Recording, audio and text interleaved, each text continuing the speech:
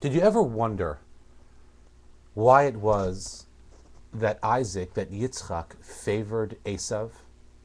At the beginning of this week's Torah reading, we're told of the birth of Yaakov and Esav, and the fact that Yitzchak, in fact, favored Esav, while Rivka favored Yaakov.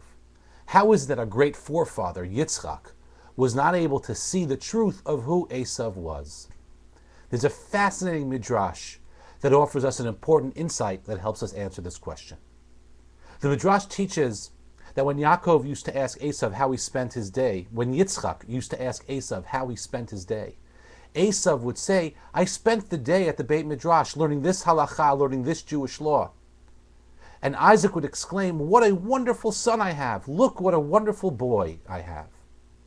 While at the same time, the Midrash tells us that God was communicating a nevuah directly to Yitzchak, that he should not believe Esav, that Esav was not being truthful to him, that Esav was actually acting in a sinful manner. And so now our problem is exacerbated.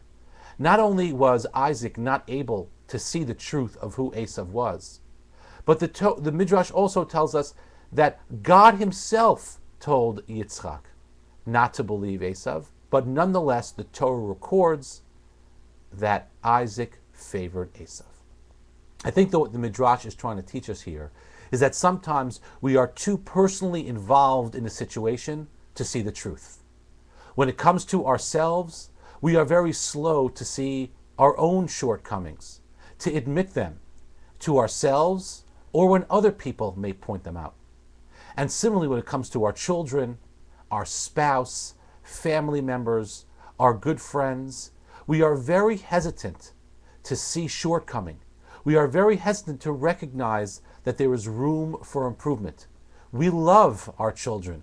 We love our spouse. We love our close friends. We don't want to accept that there is room for improvement or that there is anything wrong. Often, however, we do that at our own peril. When we don't understand some of our children's shortcomings and we ignore them and we don't have important conversations with them or take important action, that could lead to disastrous results. Because then essentially what we're doing is ignoring the truth with an unwillingness to fix it, and it often will not fix itself. And the same goes to our relationship with our spouses. If there is a strained aspect of our relationship, sometimes we're hesitant to see it because it's easier to ignore it.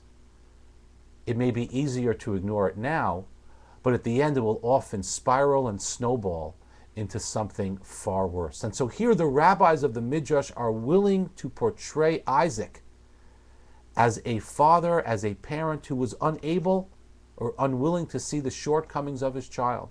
The rabbis of the Midrash are willing to portray Isaac in this negative manner in order to teach us the importance, the great importance of self-awareness.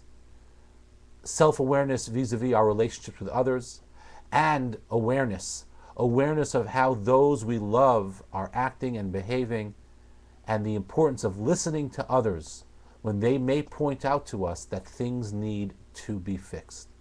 In this Midrash, God himself told Isaac, but Isaac was too in love with Esav, was too personally affected, was too personally part of the situation to listen to even a direct nevuah, a direct prophecy from God.